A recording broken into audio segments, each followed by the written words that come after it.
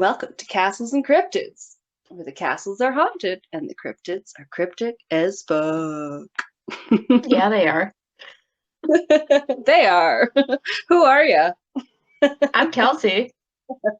And I'm Alanna. And today, it's mostly haunted houses. Yeah.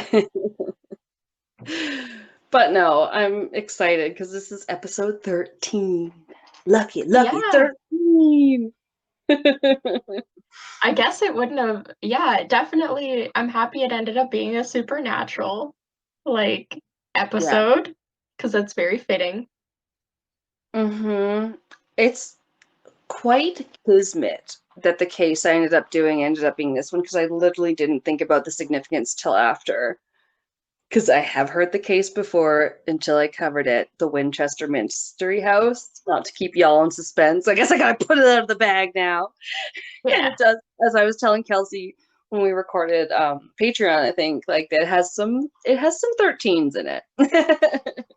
Oh, Yeah. yeah. I forgot about that. I'm excited. It does, and I didn't mean to. But so this one is the haunted houses, but honestly, a lot of the Winchester one isn't about the hauntedness, but that's okay. Like, I'm really excited because this is basically the first one we've done much to do with any haunted, except for the haunted castles one. That was, Yeah. yeah. We did some haunted objects. It was a bit haunted. True. Also, I love the haunted castles one. I've seen other people have covered a Lep Castle because it's a really good one, and every time I see that, I'm like, "Oh, Lep Yeah. It was Castle!" fun. I liked doing that. That was a good episode. Yeah, that's a super good castle. Maybe I'm Um, biased, but I think all of our episodes are good, so oh, totally. There's never going to be a one that's cringeworthy ever. no, it'll all be top shelf. That's right, baby.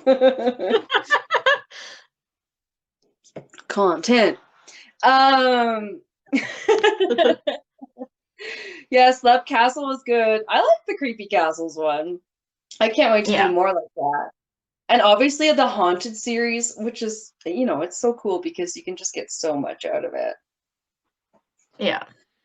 Yeah, so I've been listening to a lot of paranormal podcasts lately, to be honest. Sometimes I just get a little bit true crimed out. Yeah. And yeah. And so, like I said, we've been like making some kind of pod friends and like chatting on Instagram and stuff. And it's like, oh yeah, you have like haunted stuff? Sure, I want to check that out. And like creepy stories and it's a good time. Yeah. Yeah. Um, but yeah, today I'm gonna cover Winchester Mystery House. I feel like we have to as a podcast about the paranormal. Yeah, we have to cover this one, or I feel like it's not that we aren't a real podcast. We just have to cover it. It's like a rite of passage. That's what I meant. A rite of passage. Yes. You're so right though. It's one that like I'll see it and I'll be like, "Oh yeah, like I know this one. I know it." But then like, I'll still listen to the episode or the story anyway because you like a new podcast, you get engaged with the host, you're like, "Whatever, yeah, I can listen to it." And then Yeah. eventually one of them's going to teach you something new and you'll be like, "Wow, they covered it differently." And that's how you know Yeah. they do the research, which is nice. Mm-hmm. Anyway, not going to throw anybody else under the bus, but there's some podcasts that have been accused of, kind of stealing other people's takes and works on cases, and that's not cool. No, no. You should Don't get your support. information from a variety of sources. Exactly. There's tons of shit out there. Yeah, there's so much. The internet literally has billions upon billions of pages. Like, No, but this is cool because I don't think um, you know much about the Winchester Mystery House's background, the history. no, I only know about it from the BuzzFeed Unsolved video, which I think they were there for like 20-minute video. Um, Okay. so it's mostly like a tour of the inside and kind of like briefly talking about it. But it was also a year ago, so I don't remember much other than it's a whole lot of stained wood. I don't even think I've seen much of the inside, so that's cool. But yeah, Yeah. if you if you listen to something or watch something, even last year was a bit of a blur, 2020. Yeah. Um, I would like to put it behind me, firmly behind you recall where the house is located geographically? me. No. Okay, okay. It's in North America. It is in California. So that's cool. Okay. Yeah. Sunny California. But our story does start on the East Coast with Sarah Lockwood Winchester. I'm sorry. Okay. Lockwood. I just said it like that because I have to think, it makes me think of Cloudy and the Chance of Meatballs. Flint Lockwood. Oh my god. Okay, that's like one of my favorite movies ever. It's such a ridiculous movie. We had the actual children's book. I think someone Really? bought it for us to read to Rain when she was littler. Yeah, it's much like the movie, but it's just drawings, like not like super animated. It's more like people looking like normal people wearing tweed and stuff. That's so But yeah. cute. Yeah, I love that Steve. movie. Steve, yeah. Steve. Okay. Oh yeah, we watched that. Me and Rain and Auntie Ressa. It's a good Yeah. family movie. Ugh. Yeah, I love it. Oh my God. Anyway, 2 words in. No. Sarah Derailed. Lockwood. Yeah. Um, Sarah Lockwood Winchester was born in 1839 and grew up in New Haven, Connecticut. Really hard to spell that. I can't spell so many different states in the US. I just want to put 2 T's at the very end. Connecticut. I'm sorry. That was atrocious. And we drink. Okay. So she was a wealthy heiress to the Winchester Repeating Arms Company, and her inheritance included $20 million, which, by the way, in 2020 is 536 million approximately. Yeah, I was gonna say that was over almost like 200 years ago, right? Yeah. That's insane. Yes, and also I think the revolutionary part about this repeating arms is that these are guns that didn't have to be loaded like that super old-fashioned way. Like I think of Little House on the Prairie where they like had a little piece of cloth and the bullet, and then they gotta tamp it down there like with a stick into their long Yeah. ass rifle. Yeah, because like a repeating rifle is a rifled shoulder arm typically designed with a spring-loaded tubular or box magazine holding metallic cartridges, each of which is fed into the chamber or breech by a lever, pump, bolt, or semi-automatic mechanism. Cha-chunk. Sound effects. Yeah, okay. Yeah. So like, yeah, I'm thinking this is the invention of like a semi-automatic rifle or gun. Yeah, I can see why it would be like a huge money maker for sure.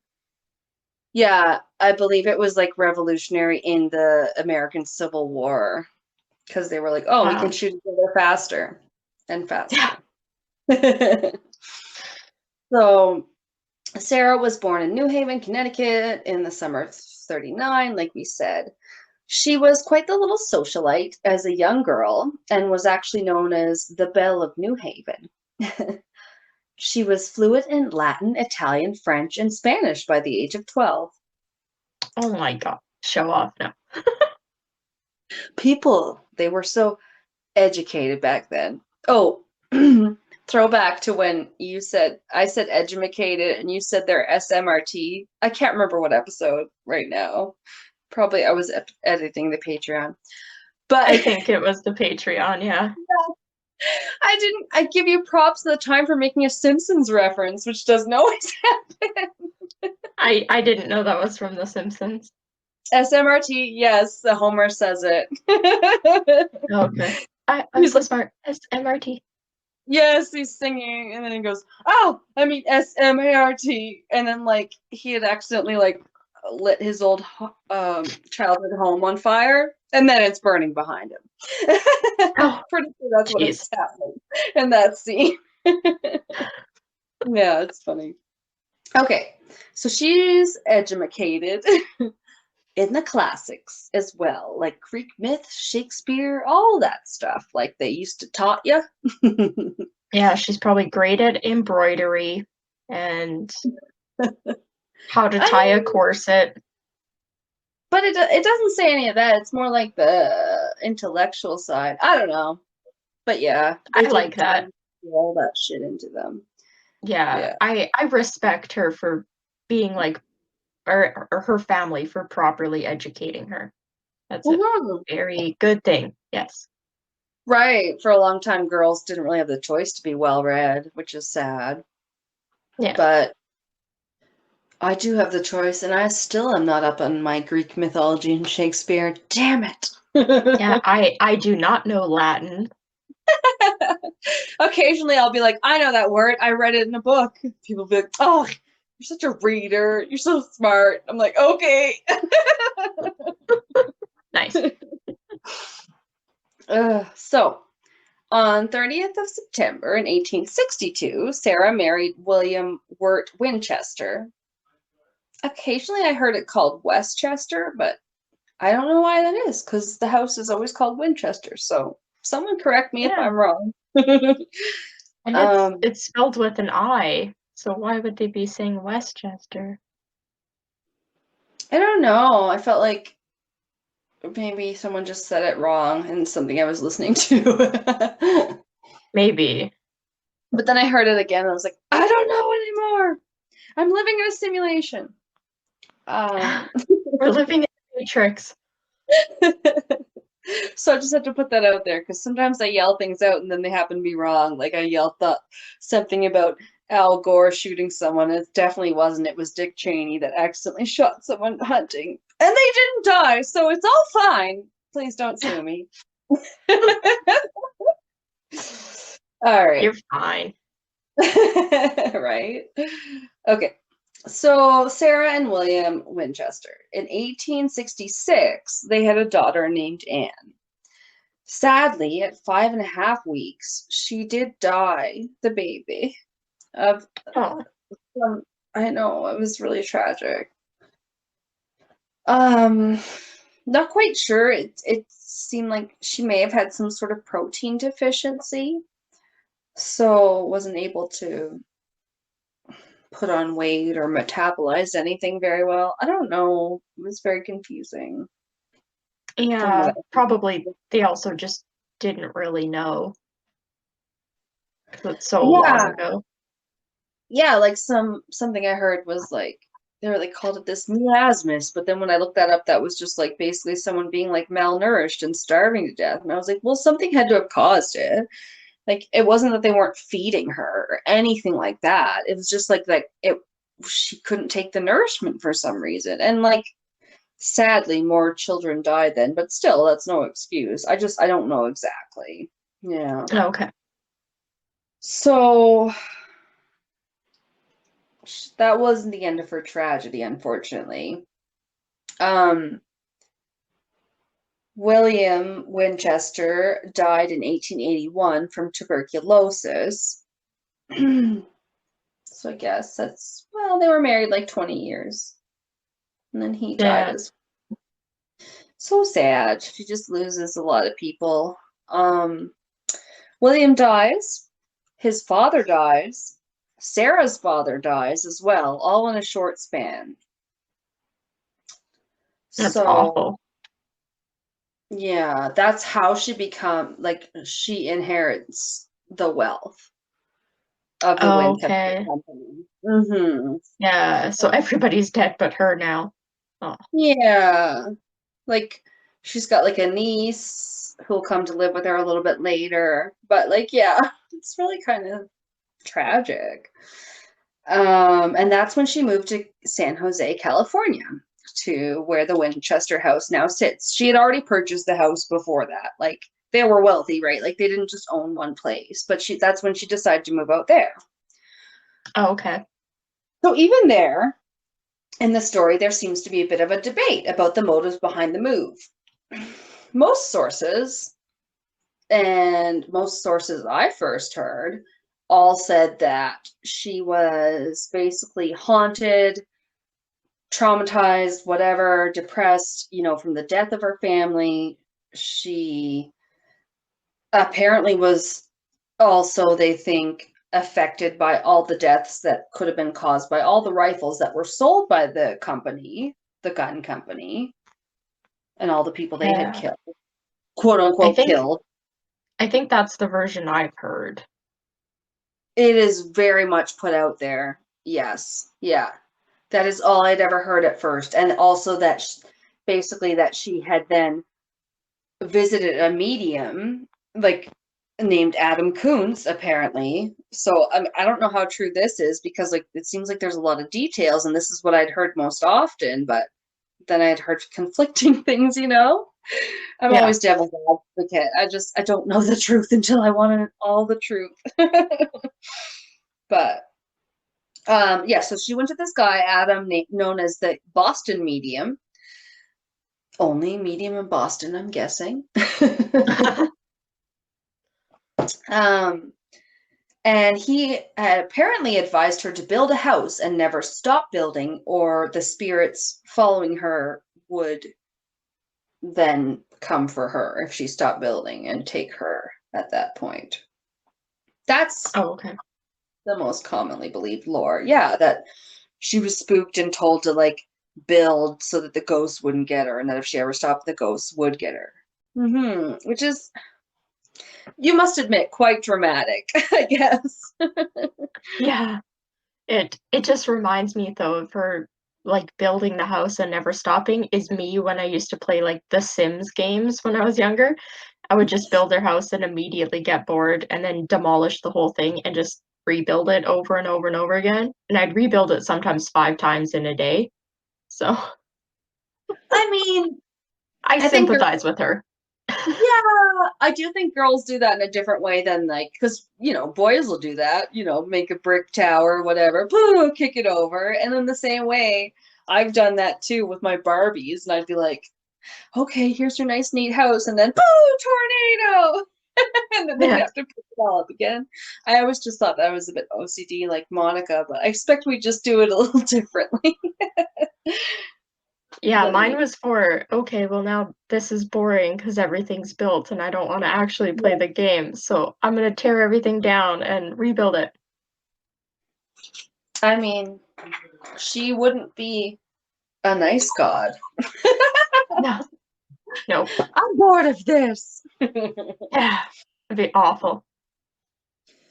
But that's not the only thing I'd ever heard, because after all these different podcasts, I thought, oh, I know the Winchester House. And then I think the first one I ever heard it differently on was drinking the Kool-Aid pod, which they like definitely pride themselves on, or not pride themselves, but they are like, we're kind of try to be open-minded. We're about the mysterious, but we try to be open-minded to all theories, which is so cool, I think. Like, just hear all the theories. Why not? Yeah. um, so and also an article I read called Everything You Think You Know About the Winchester Mystery House Probably Isn't True by Katie Dowd. Said that, yeah. So that was a cool article. I enjoyed that. Not saying she's right, but it was definitely cool to get a different perspective. I'm all about the devil's advocate. I mean, most people say you can't really know a subject unless you can debate the counter sides of it, right? If you can't think about the Yeah. bad sides of it, you don't really know it. So She may have moved to be closer to her family. On the West Coast, she had a few siblings, like a couple of sisters living out there already in the Bay Area. So, around San Francisco, whatever. Yeah. And yeah, she already had the house out there. She had bought it 10 years prior, but they'd never lived in it. And yeah, she moved out to California. No, California. California. That song. California.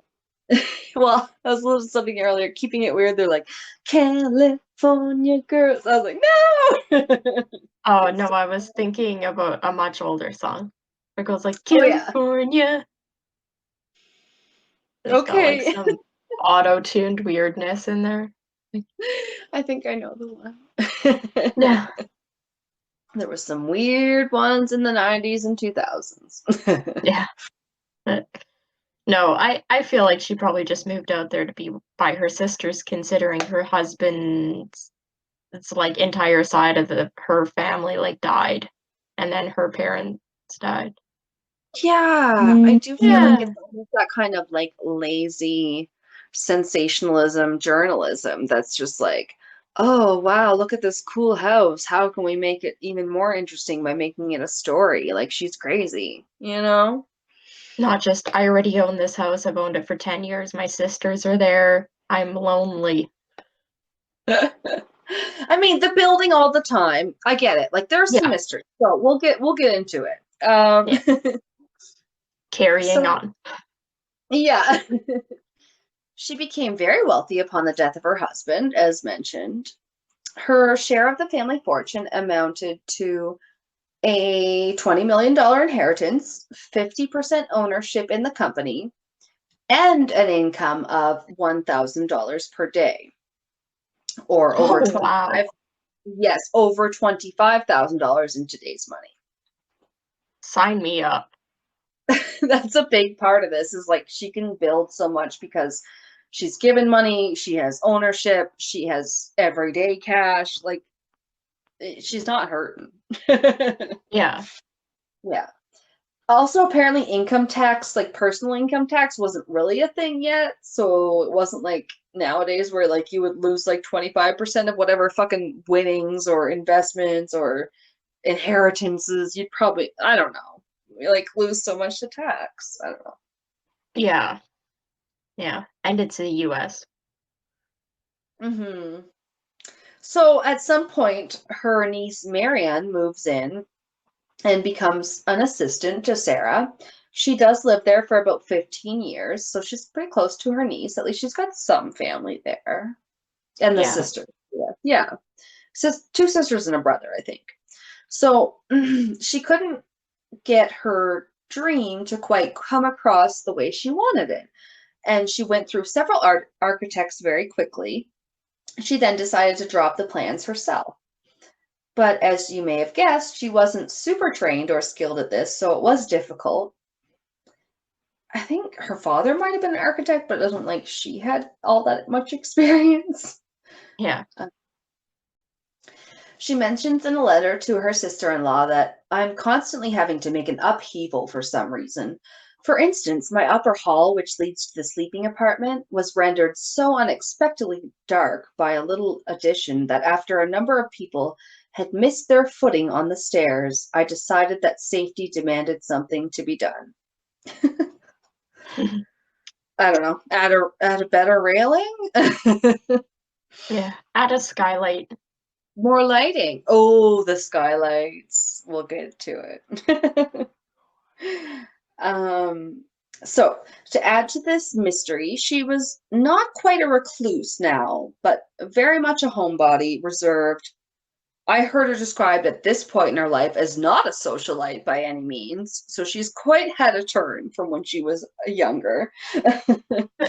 I mean, fair. Her whole family died, and she has a lot of money. You'd probably be suspicious of most people that tried to suddenly befriend you. Sure. And I mean, I just find myself as I get older, like you're less inclined if you've got some good friends to go out and meet new ones every night. You're just kind of content. Yeah, you don't want to go bar hopping. Come on. No. But a lot of people, so because people didn't know her, they speculated about her motives and things like that. Rumors, blah, blah, blah. Of course. I'm sure. So I think that's what led to a lot of this speculation. But anyway, doesn't matter. We haven't even got to the good parts about the details of the house yet. So, in February of 1985, the house was big enough that it garnered some attention from the press. And on February 24th, an article was published in the San Francisco Chronicle that had an impact on Sarah's reputation. It said, "The sound of the hammer is never hushed. The reason for it is in Mrs. Winchester's belief that when the house is entirely finished, she will die." So... Maybe she'll die of boredom because she likes renovating her house. I know. I just think they just picked on her and did not help things. Yeah. Sounds a very dramatic way of putting what's going on.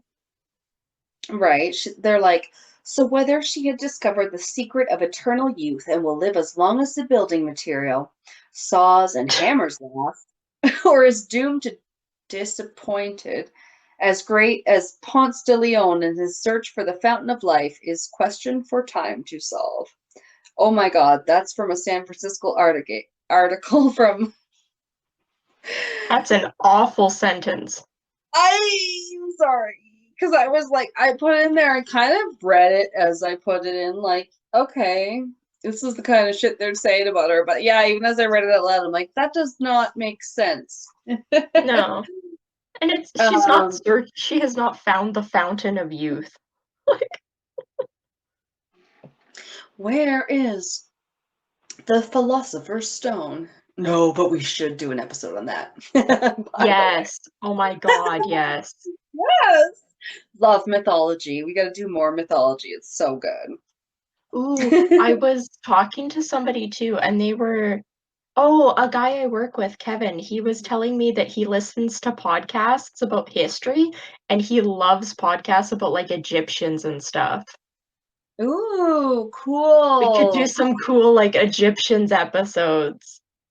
Yes, I was Different talking about pharaohs and the Sphinx, the secrets of the Sphinx. yeah, the Sphinx and the pyramids. Oh, yes. That'd be episode would be 4 hours long. Okay, write that down, our assistant that we don't have. Sphinx. Okay, by the way, something super cute, because I've been binging drinking the Kool-Aid. They joke that I think it's Cassidy's dog. Her name is Sydney, and they're like, "Our producer Sydney has fallen asleep." Aww. I wish I had thought of that to call Fenrir our producer. Yeah. That's pretty cute. I know. He can be your receptionist. He's our PR. Yeah. Okay. He's our manager. He's our manager. Okay, I have written down Sphinx. What? I have written down Sphinx, Egyptians. I wrote down Egyptians too, which is also a very hard word to spell, so good for us. I'm pretty sure I spelled it wrong, so. It always looks wrong to me because it's got 3 letters that have hangy downy bits. Yeah.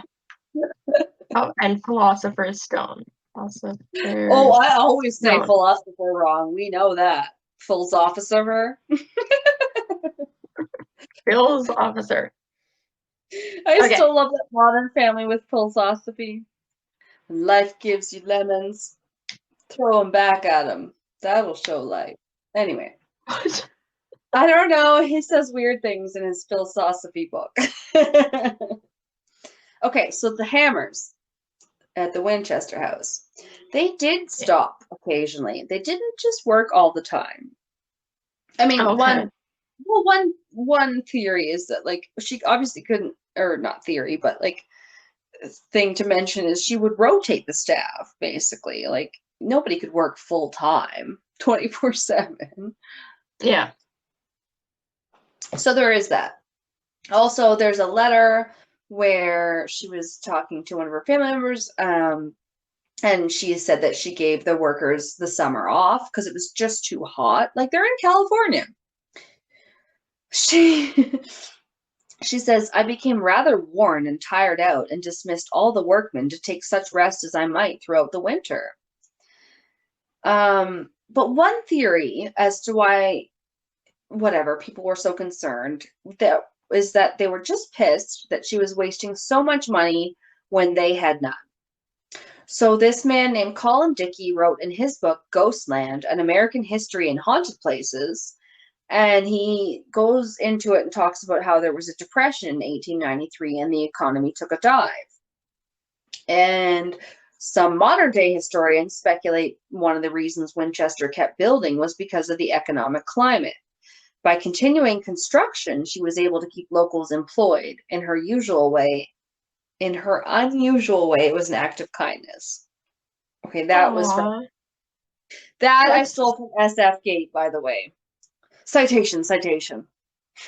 yeah. I Yeah. had never thought of that part.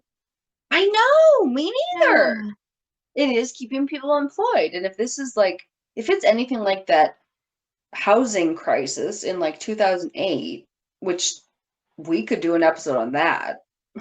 Because that was man-made for surezies. But anyway, that's like, we haven't seen anything like that since like the Great Depression, for crying out loud. Like, that's crazy. Yeah. Yeah.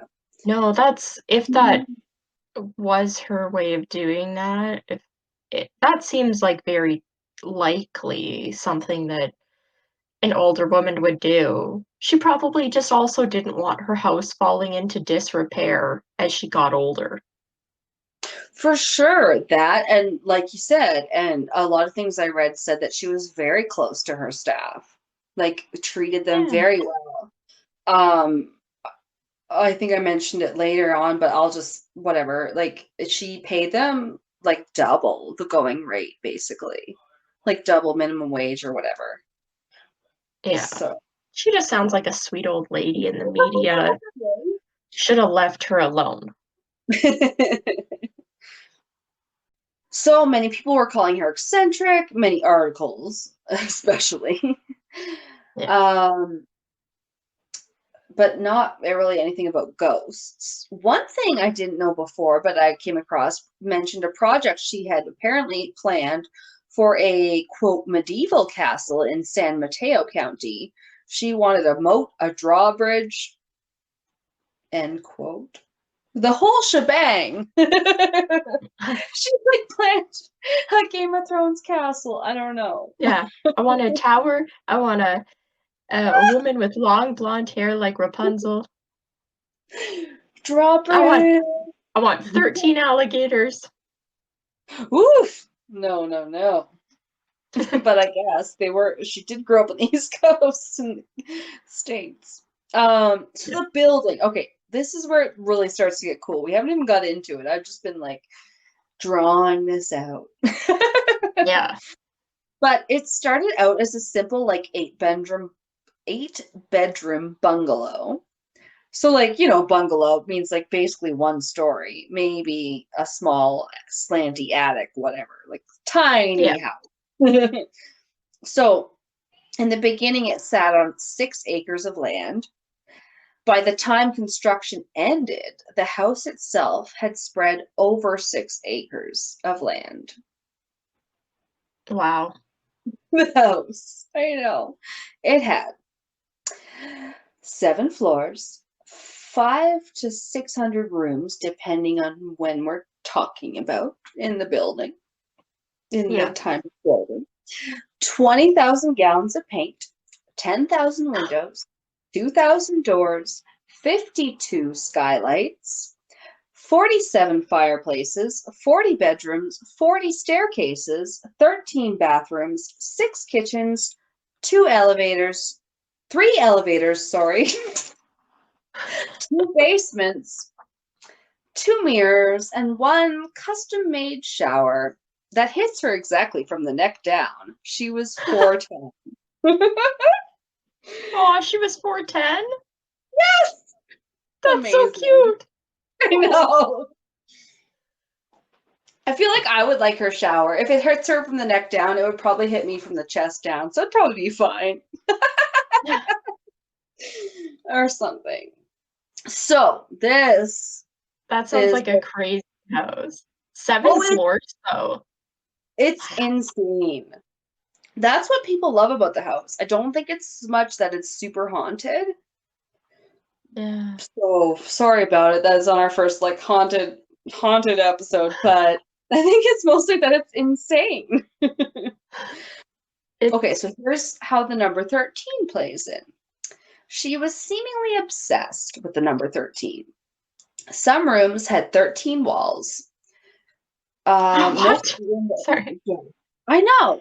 How do you make a room with 13 walls? There had to have been a couple of turrets in it or something. Yeah. Oh, wow. When I met him, it was an apartment that had like what we joked was the Pentagon because it had like this little kind of turret-shaped room that had like 5 walls. Okay. Yeah. I guess old Victorian style, whatever. Fredericton. Yeah. No. But anyway, okay, so most of the windows had 13 window panes in every window. There were like 13 hooks in the quote unquote seance room. More on that. Yeah, like I think I've heard about that. Probably, Seance. but I've learned more about it, and now I don't know what to think about it. So Okay. Okay, 13 hooks in the seance room, 13 drain holes in each sink, 13 sections in the entrance hall. The 13th bathroom had 13 windows, which all had 13 panes, and it also had 13 candles. Each banister had 13 railings. The elevators had 13 panels. The greenhouse had 13 cupolas, like domes kind of inlaid in the ceiling, I guess. Okay. 13 tiles on each ceiling, 13 bulbs on each chandelier, and 13 sections to her will, and she signed it 13 times. Oh my god. Yeah, she was obsessed with 13. Very Can you fitting for our 13th episode. She would be so proud. Can you believe my freaking face though when I got done typing up these notes and I like Yeah. literally went to save it on the computer and I was like, what episode number is this? And I was like, it's 13. Because you know me, I'm an idiot when it comes to what episode number we're on, and I did not realize. Because Oh my god. like we need to do like we haven't done some haunted houses. Like we really wanted to do that. Oh my god, it was so crazy. I was like, what the fuck? Yeah, I had never heard anything about like the number 13 in the house. Oh my god, I want to see this house so bad. It sounds crazy. And that's not even the half of it. There are some buckled theories. in. Buckled in, ready to go.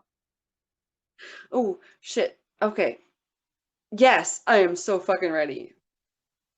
Also, maybe we'll have to cut this out, but we'll have to take a break soon because of the recording, and I'm not done. Yeah. Do you want to cut it now or just finish this page, you said? I think I can finish the page.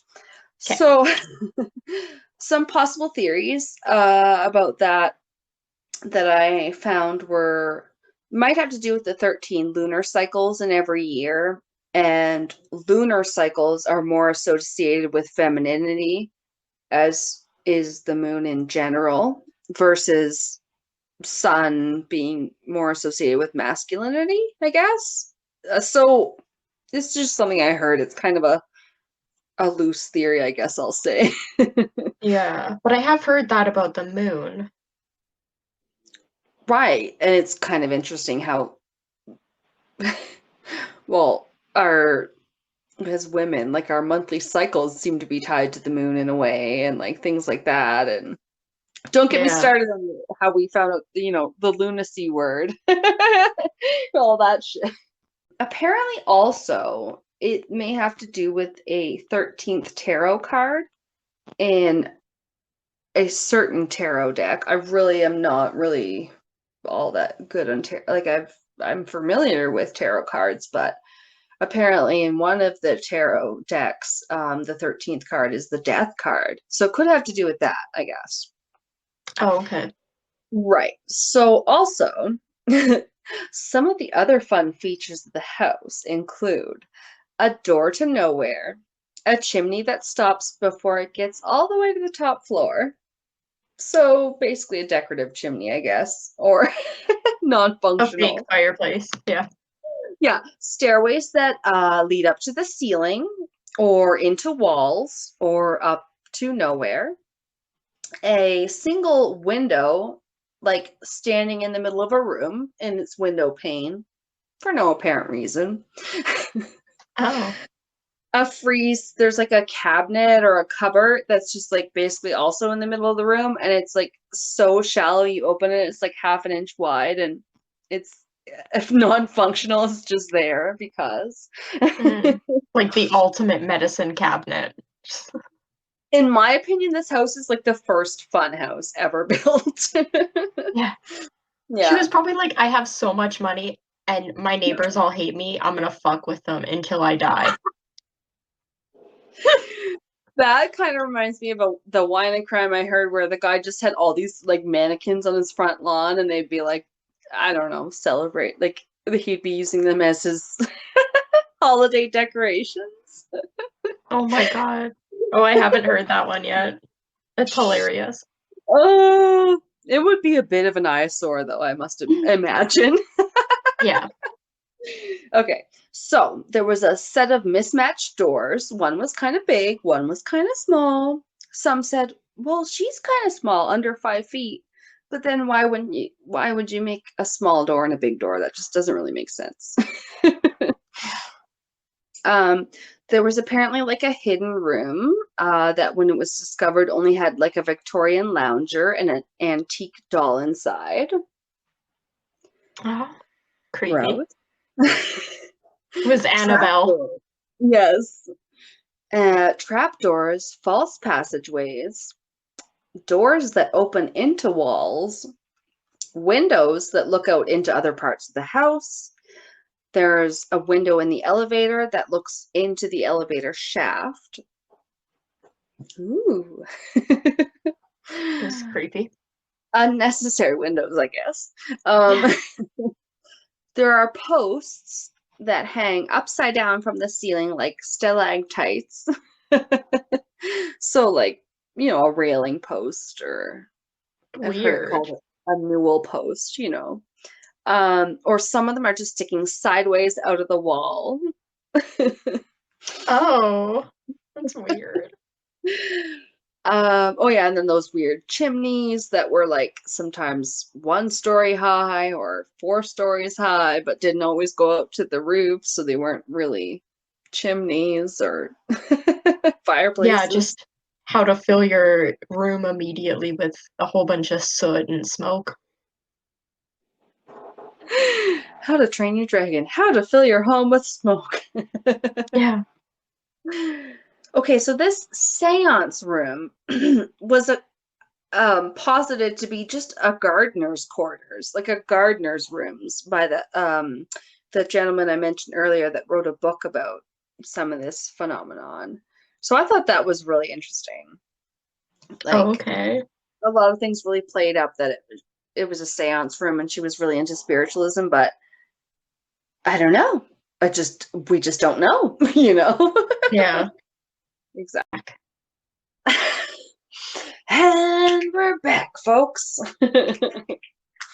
for the riveting conclusion of the Oh, Winchester. Winchester.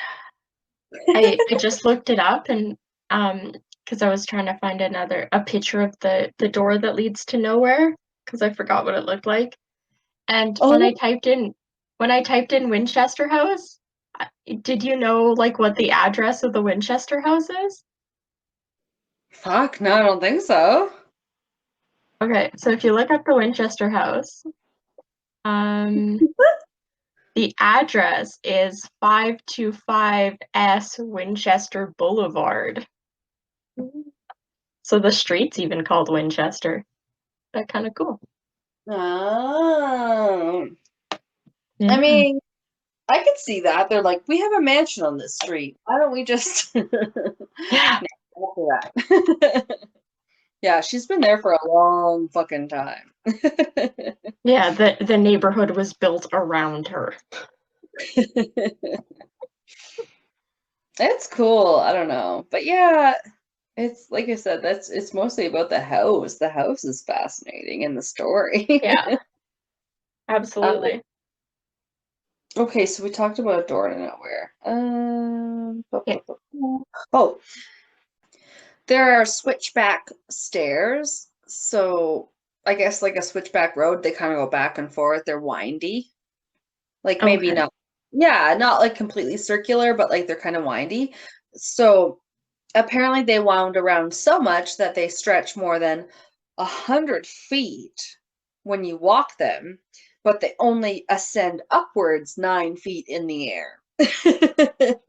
Oh, Jesus.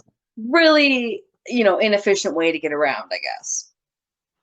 Yeah, that's like the height of, isn't like 8 feet the height of like the average ceiling? So that would be like to get up one story, you have to go 100 feet.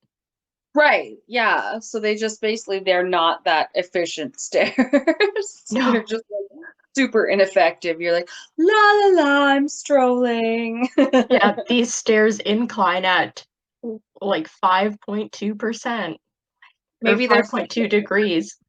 I don't even know. Yeah, they've got elevators in the house, but who knows where the fuck they are. Yeah. You can't get to them. They're there, but you can't get to them. Not anymore. Well, that's kind of a good segue because like some of the steps were modified later in her life because she did develop arthritis and she got old and she wanted to be more comfortable walking around. Yeah, she can't walk up her 100 feet worth of stairs. And back in these times, they didn't have those stair chair things that would take you up. She'd have to have 500 of those installed in her house. And like, door to nowhere, you're like, oh yeah, I just gotta go to the bathroom one night. You walk up the door, it's the one that goes off the second floor into nothing. Yeah. Oh, gosh. I don't have to go to the bathroom anymore. Oh my god. It's so great. I So love this house. it's so good. No, it's why I'm like, okay, well, I feel like it's like you said, it's like a rite of passage. We have to do it as paranormal podcasters. And if we Yeah. can get, oh my God, even better. I don't think a lot of people have been able to paranormally investigate it though. No, from what I just briefly saw when I was trying to find pictures, it's closed to the public. They don't let people inside anymore.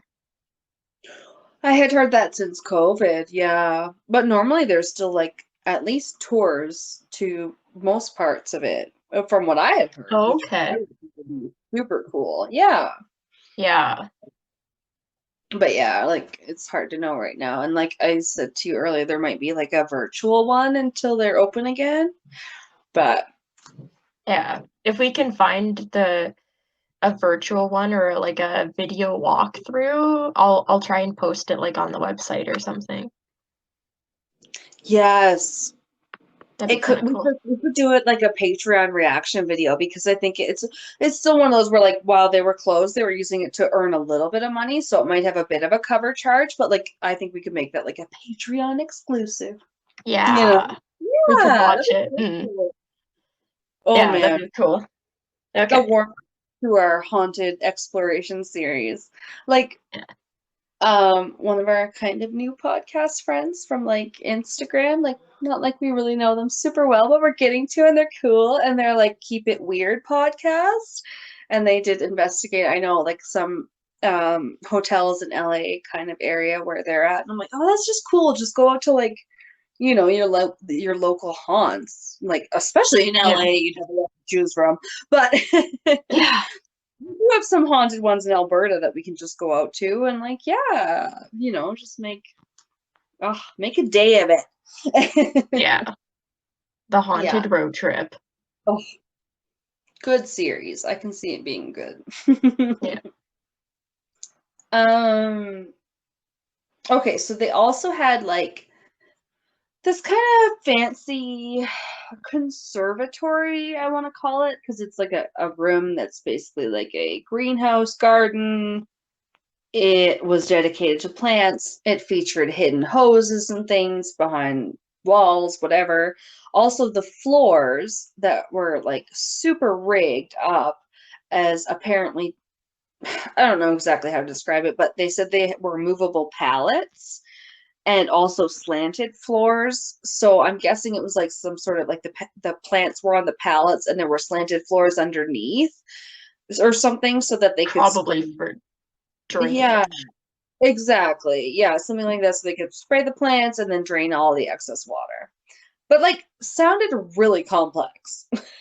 Yeah, for like 200 years ago, or I guess at this point, like 140 years ago. Like, that's crazy. Well, and I'm like, okay, so she didn't really have that much experience in architecture and things like that, engineering. So I'm like really impressed. I'm like, how did she get this idea? Yeah. uh, there was a place or an area that they was referred to as the Hall of Fire. A fire. The Hall of Fire. It was basically a string of little rooms and some alcoves, along a hallway, I guess. But it was very warm and it boasted 4 fireplaces and 3 vents in this area. So, in my mind, it acted as like a kind of a mini sauna area for her. And Sarah liked to relax in there because I believe it helped with her arthritis and other things as she got older. Oh, yes. Yeah, heat does help. That, yeah.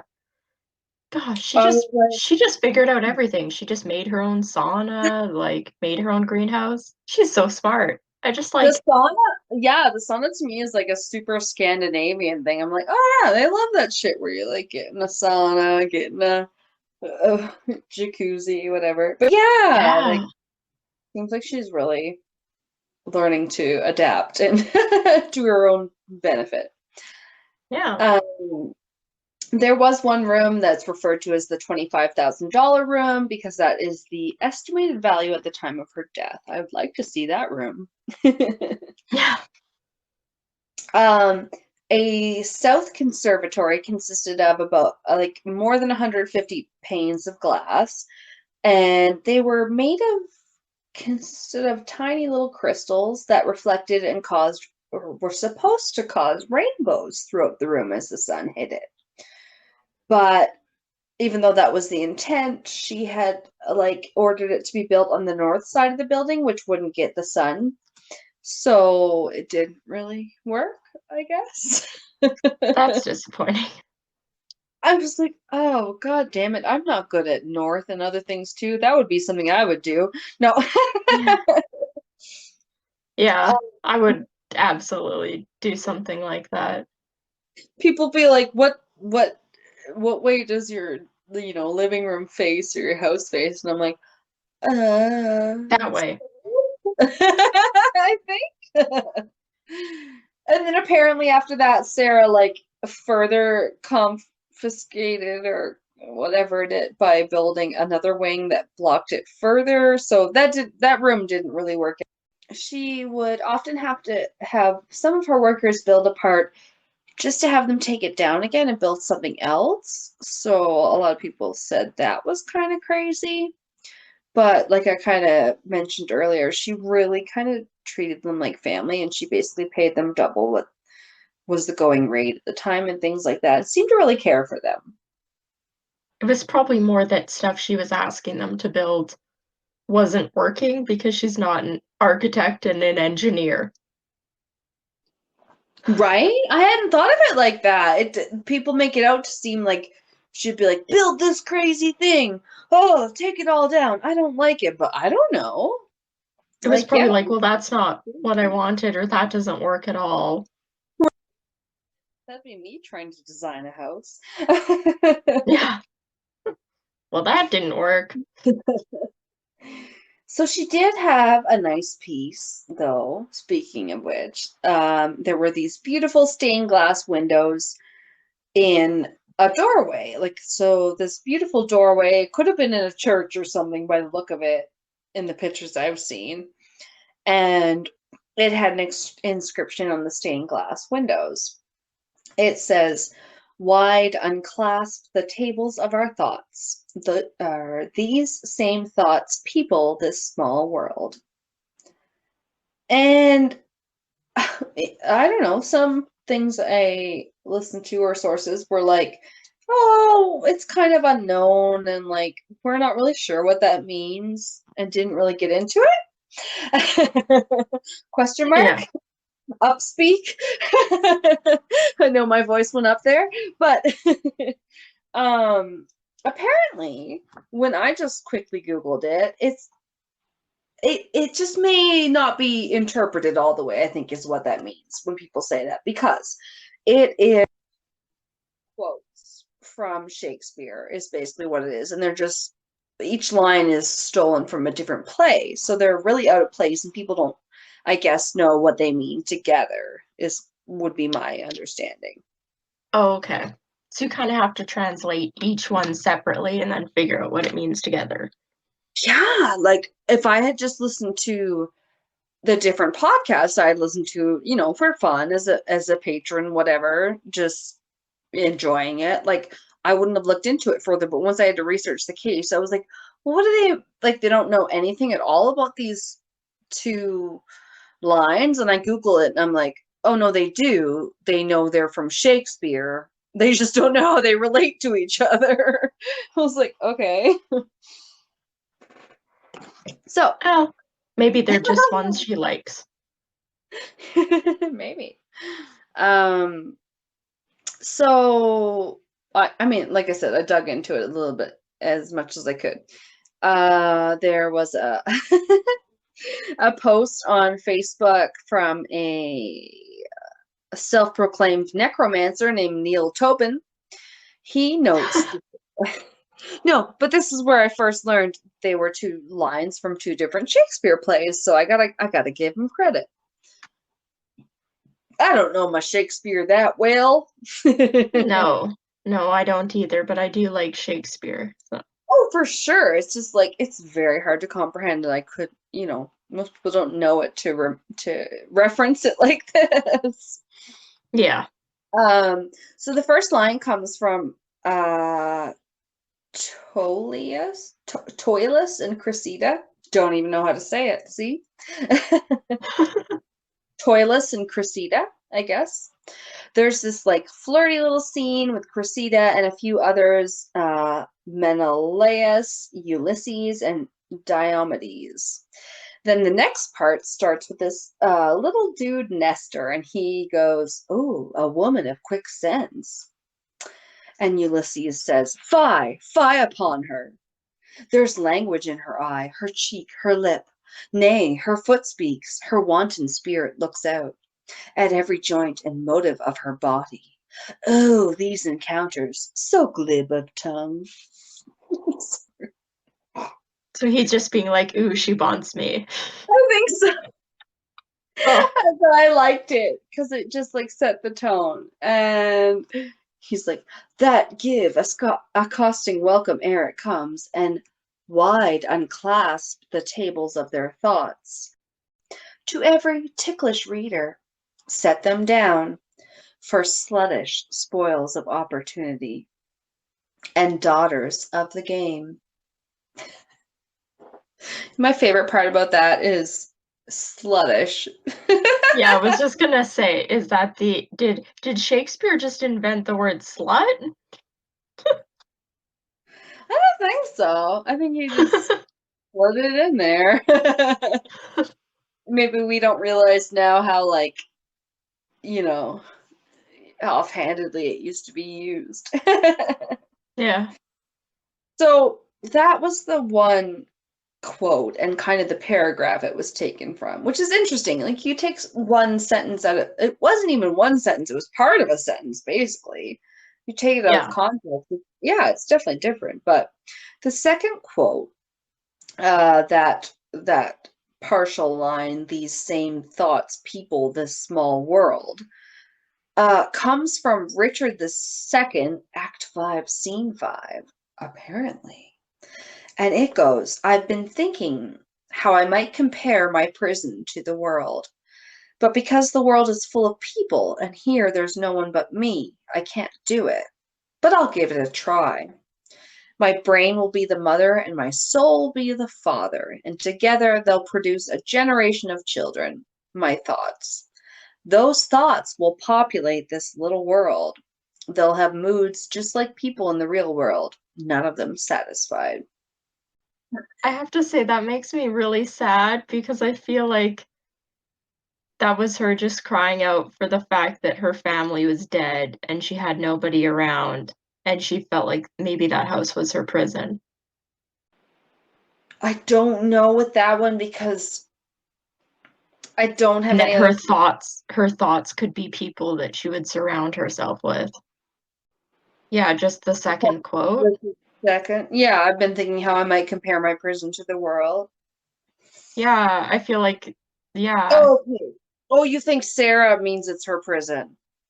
Yeah, like, she felt like the house was her prison and she was alone in it, and Richard's talking about making his thoughts into people to populate it with, and because she Yes, was alone in the house, she's trying to make her thoughts into people to populate the house with, because she's yeah, so lonely.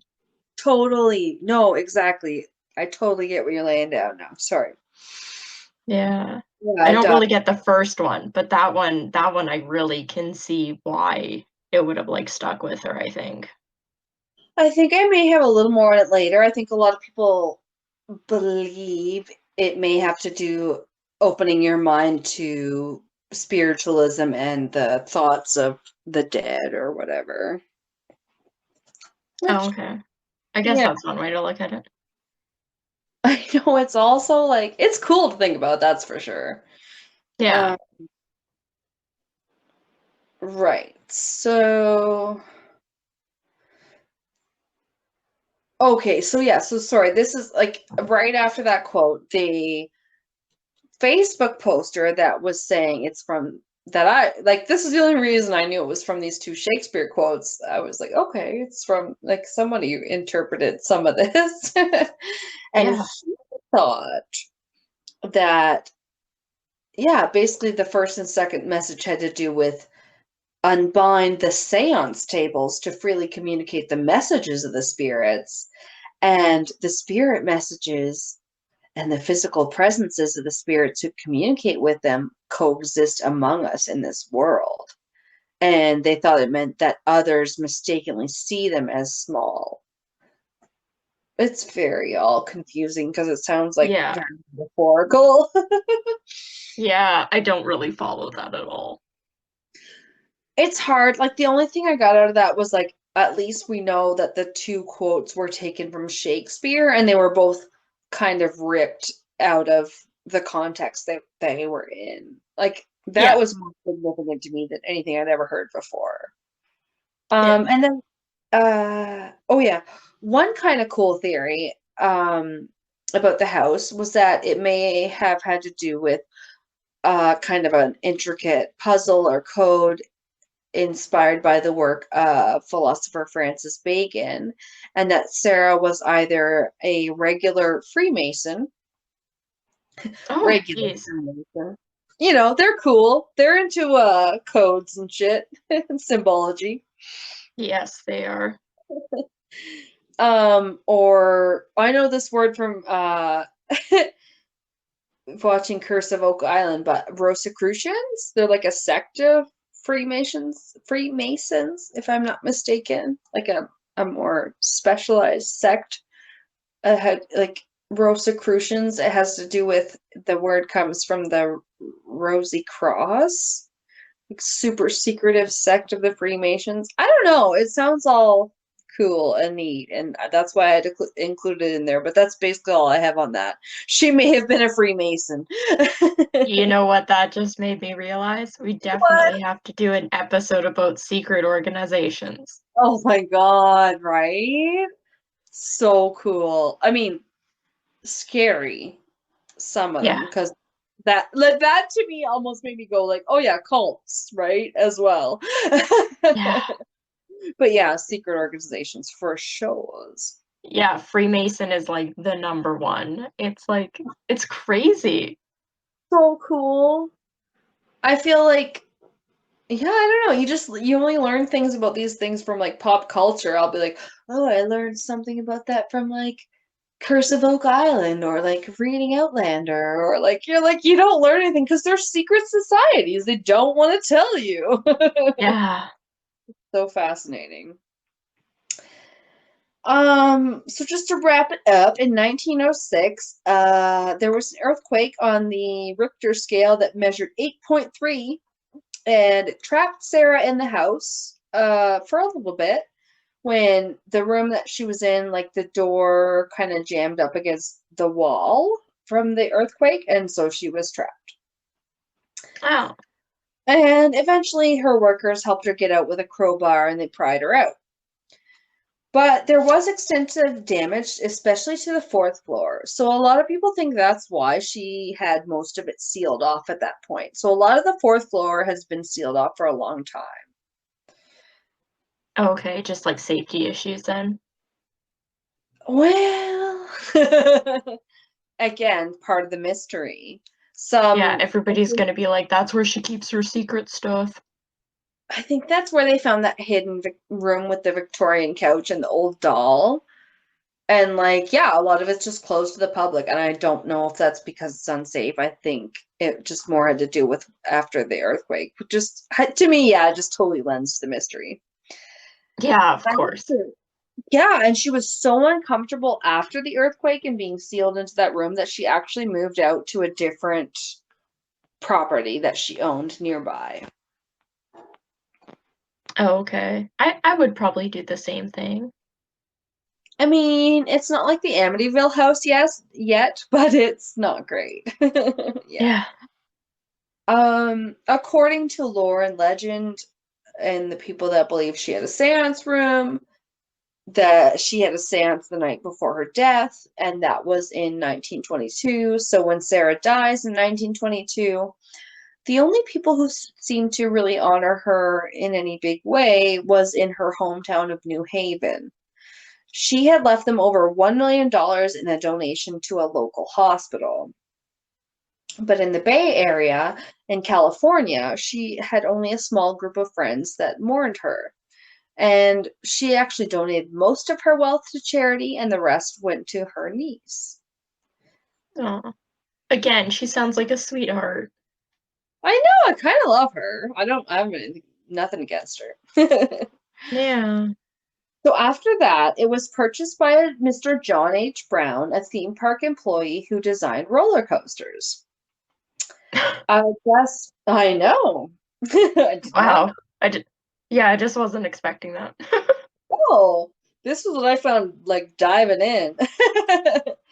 So apparently one of his inventions, the Backety Back coaster in Canada.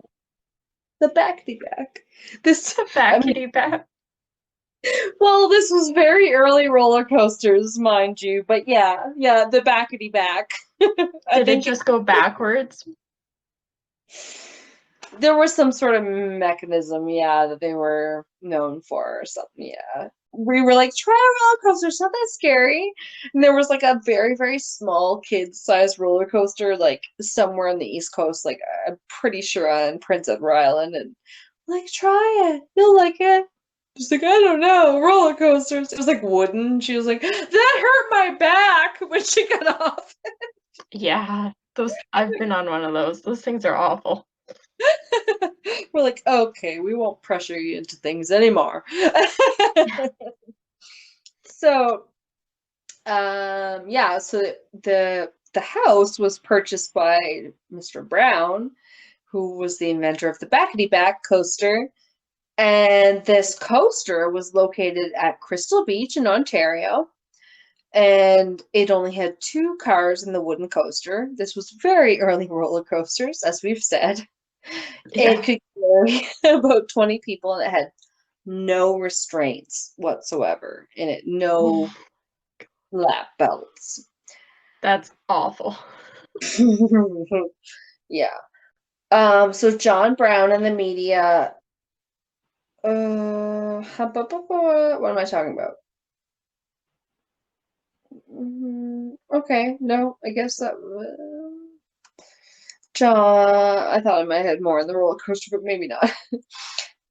John Brown and the media went on to paint it as this very spiritual, sinister place with a seance room that is believed to be actually a gardener's private quarters by the author I mentioned earlier, Colin Dickey. Yep. So, yeah, I don't know. I've always been told it's a seance room, but what the hell? It might not be. It's like people can almost rewrite your history after you're dead, it feels like, right? Yeah, all it takes is one theme park to buy True. the house you live in and then be like, this is now a seance room. Okay, I feel like you don't know how right you are. Did we not already talk about the Haunted Mansion? Because this one was a big inspiration for the Haunted Mansion ride in Disneyland. Oh, no. Yeah.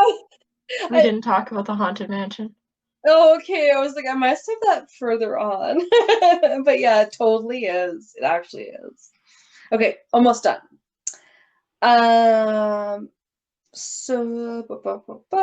yeah, no, there's actually no contemporary accounts of Winchester holding seances in the home.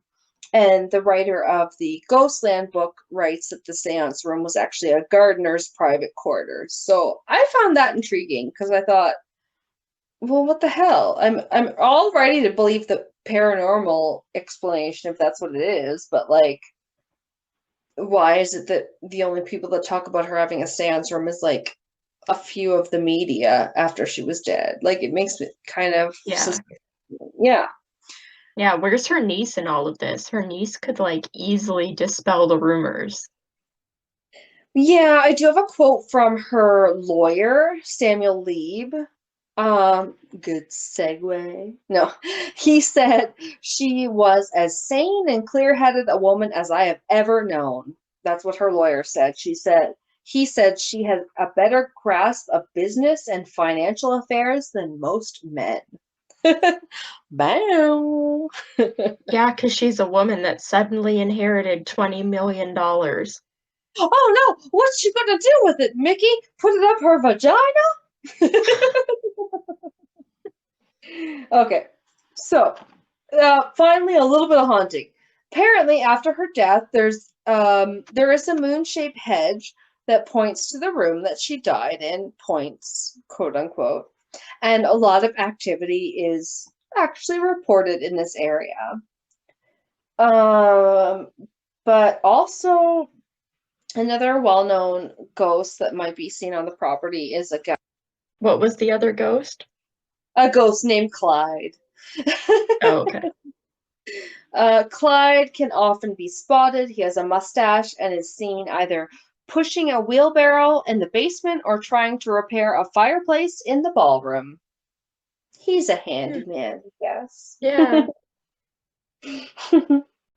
So people would actually say things like, well, what a cool idea to have an actor that's playing a handyman, or, what cool thing you have, like where you have that actor who's sitting in a Victorian boater hat and his white overalls.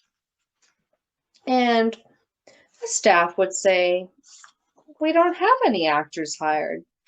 Sorry. Oh my God, that just reminded me of um The Haunting of Hill House when the one kid thinks the clock repairman Okay. and he I, keeps walking past the clock repair guy, and then in like the final episode you find out that the clock repair guy is actually just a ghost. I think I remember that, yeah, because it feels Yeah. so sad sometimes. kids will be trying to get their parents' attention, and the parents are like, whatever, it doesn't matter. It's not supernatural. And you're like, God damn it! Like, you're getting so mad. I feel like it was one of those where you're like, oh, can't you just figure it out? Yeah. Yeah. Ugh. Good show. I loved the first season, did not like the second. That sounds a lot like True Detective. Yeah. Nobody liked the second season. Um, so yeah, I guess there's a picture of Webs on the website of Clyde. Can't talk. So sometimes people feel their shirts or skirts being tugged on. And also, according to some reports, the bells are heard to be rung on the property at 12 and 2 a.m. And that is apparently when, what's her face? Sarah? I was like, she, and then I was like, what's her face? Okay, that's apparently when Sarah would ring to let the spirits out at midnight and 2 a.m. If you believe the seance theory, which I don't know, I'm torn now. Yeah. So one maintenance worker named Denny heard footsteps above him in the 3-story water tower. He followed the sound to tell this person this tower was off limits to the public, but they always seemed to be just one step ahead of him, and he could never actually get a glance at the person or catch them. And once he actually got all the way to the roof, it was completely deserted. He was freaked out. Yeah, that'd be pretty creepy. It's true. Also, Harry Houdini, the magician and person known to have had a sort of love-hate relationship, I'll say, with spiritualism, was the one who Yeah. actually coined the name Winchester Mystery House. He was the first one to call it that. So Very that's cool. yeah. And oh yeah, and then I had fun fact, it's the inspiration for the Haunted Mansion ride in Disney World. Which, did you know people actually all apparently try to throw ashes on that ride all the time? Oh, no. Yeah, I guess they do. I don't know Oh, what I to do. think I remember something about, like, Disneyland or whatever having to release a statement saying, "Please stop getting rid of cremated remains of relatives on our rides," or something. I think I remember an article about that. I just, I don't know. I guess I could see myself being someone that would do that. As per my will, please chuck my ashes at the replica of Johnny Depp in the Pirates of the Caribbean ride. Thank you. Okay, literally the second time I've talked about the Pirates of the Caribbean ride today. Can Oh, you really? believe? Yes, I don't know, because it was so rainy here. At least it's not snowing, like I talked about on our last fucking episode that just came out past ours.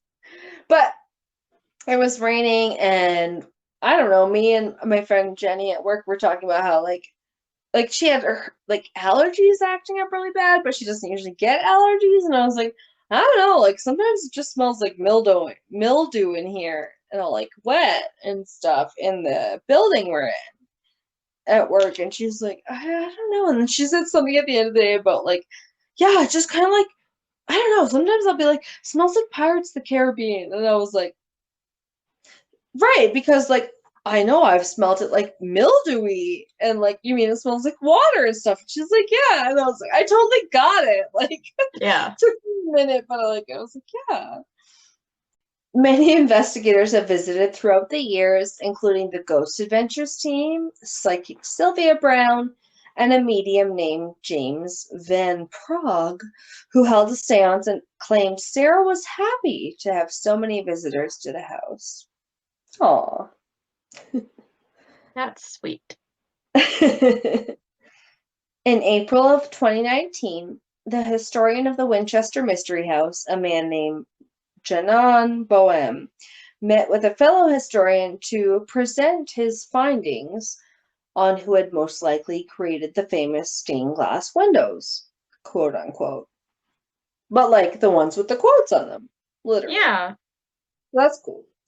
They didn't know who had made them, so he had a theory, but no actual hard evidence. And the next day after this theory was presented, a restorer uncovered an envelope perfectly well preserved in a wall for 125 years. It was addressed to Mrs. S.L. Winchester and had the logo of the Pacific American Decorative Company, the same one that Boehm had posited or guessed that it was, just like 24 hours before. That's crazy. I thought that was cool. Yeah. Gotta love an old surprise in the wall. Yeah, when we were renovating my house, we found some bills, we found some bank statements, and some children's library books What? in the wall. Yeah, In because the wall? my house was built in the like late 40s, early 50s, and they didn't use like insulation in the walls. It's just like a piece of drywall, 2x4s, and then another piece of drywall. Everything's like hollow. Yeah. Yeah, so behind like the kitchen cupboards and everything, it wasn't like um properly like sealed off, so stuff had like fallen behind it. Oh my God. That's Yeah. just like insane. Yeah, and there was pieces where they had taken pieces of drywall and just like broken pieces of drywall and shoved it in between the layers of the wall instead of having to get rid of it. So they used that to kind of like buffer the noise. So instead of having to dispose and throw out a bunch of drywall in like the garbage and waste space in their garbage, they would just put it in the walls. Yeah, it's weird. Oh, so Yeah. what you do with your garbage, people. Okay. Um, that's crazy. All right, I'm almost done this one. Oh yeah. So, since the pandemic in 2020, they have been offering virtual tours of the house for about $8.99. Oh, that's really Cool. cheap. Ah, I thought so. Yeah. I thought it's cool too. It said they even let you like look at the blueprints, which apparently haven't been widely accessible. Yeah, that it was something I just tried to Google before we started recording, and I found a whole bunch of layouts. It was very confusing. Oh, really? Yeah, Cool. I was like, Yeah. that looks like the front of the house in 8 different versions. I was like, I don't understand. Well, it did start as a small house on 6 acres and then grew to encompass that whole land. Yeah, yeah, exactly. Oh, yeah. No, that's a, like, as I look at my notes, it lets you look at the blueprints. You can apparently even get married there. People have in the past, I should say, is what I wrote. Yeah, Looks cool. And that's the story of a 38-year-old renovation project that turned into the first fun house mansion that I ever knew yay! Clap, round of applause. I loved it. Well, I know it's not super haunted, but it's one of those classic stories. Yeah. Yeah. So for mine, I actually covered 3 different haunted places. Yeah. Haunted places. Woo, woo, woo. Yeah. My first one is kind of cool. It's a like haunted, it's called the Loftus Hall. Okay. Yeah, and the building, if I was to describe it, it's like a 3-story, like perfectly rectangular house. It's like made out of stone. It's all like white and gray stone with like a perfectly even amount of windows. So like on the top floor, all the windows line up with what's on the middle floor, and on the bottom floor, it like looks like they're like in like columns. Like all the windows are like perfectly lined up. It's a very Ooh. symmetrical building. It's beautiful. Do we know if it was used as a house?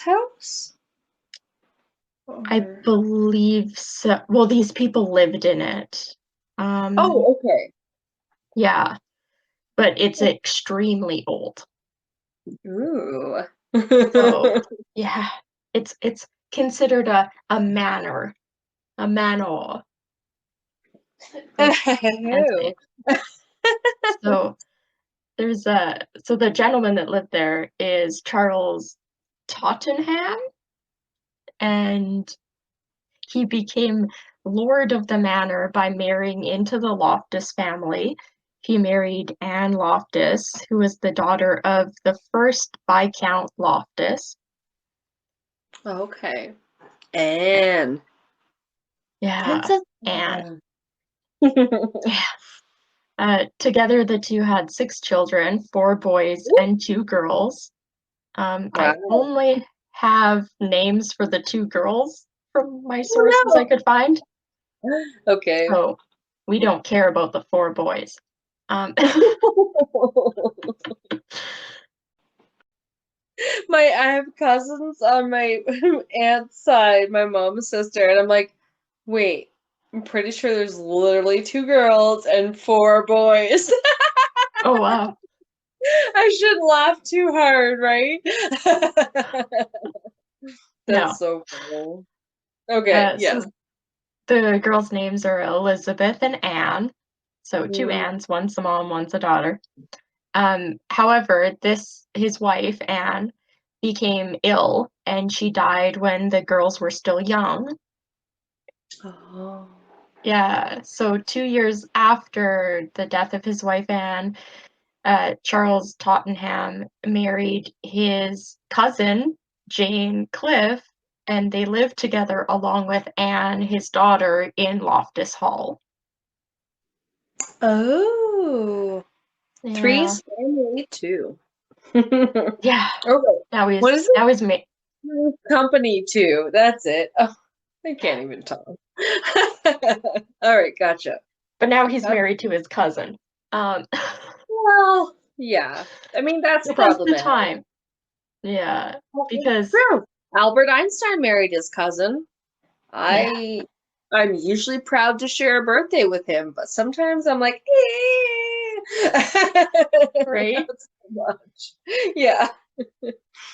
So our main interesting story, this is more of a story than a haunted house, I guess, but it just takes place in the house, and once I read it, I didn't want to exclude it. So, Well, that's uh, the thing. Like, haunted houses couldn't be haunted without their backstories. So, of course, the backstories have to, like, come into yeah. light, right?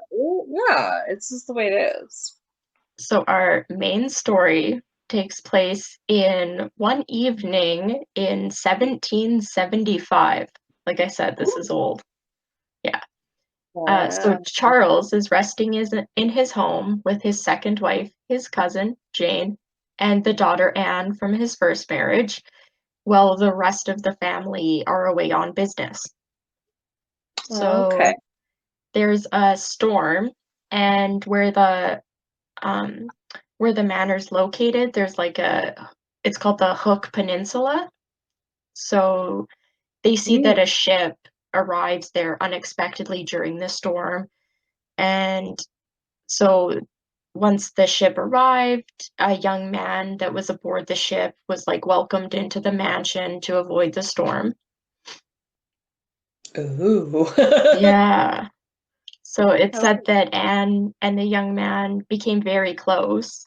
And one night, the family and the mysterious man were in the game room playing cards. So,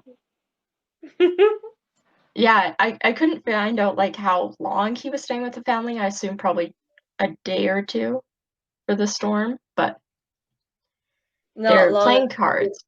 right, not long enough to get anyone pregnant yet. Oh, you jumped ahead. Well, I can only imagine. Possibly. We'll get there. There's 2 versions of what took place this night. Oh So, no. That's gross. Okay. alright, so in the game that they were playing, each player received 3 cards, apart from Anne, who was only dealt 2 by the mystery man. Oh. It's reported that the butler serving the Tottenham family at the table was just about to question the man when Anne bent down to pick up another card from the floor, which she thought she had dropped on the floor. Okay.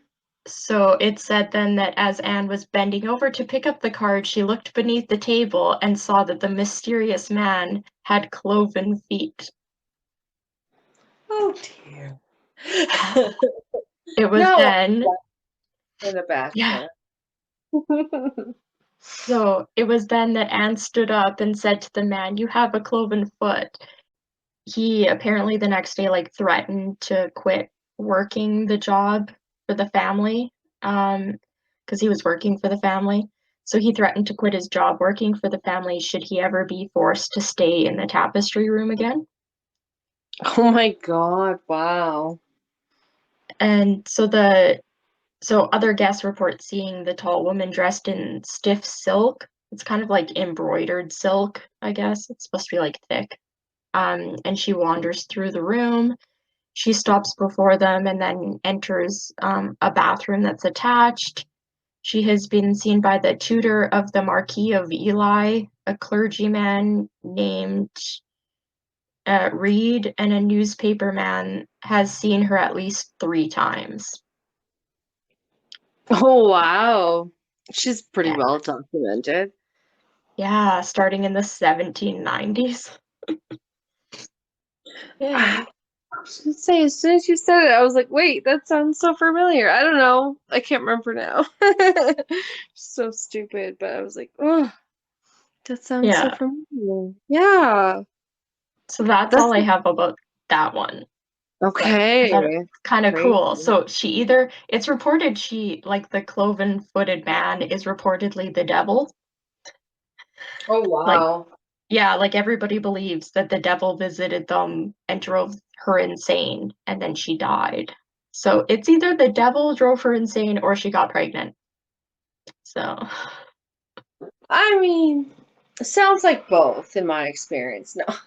yeah, the devil got her pregnant, and it's Rosemary's baby. I said, "Oh my God!" Like she really said that to him. Apparently.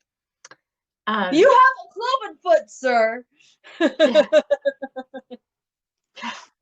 The man apparently shot up through the roof in a great big ball of flames and left behind a huge hole in the ceiling. Ooh, Yeah.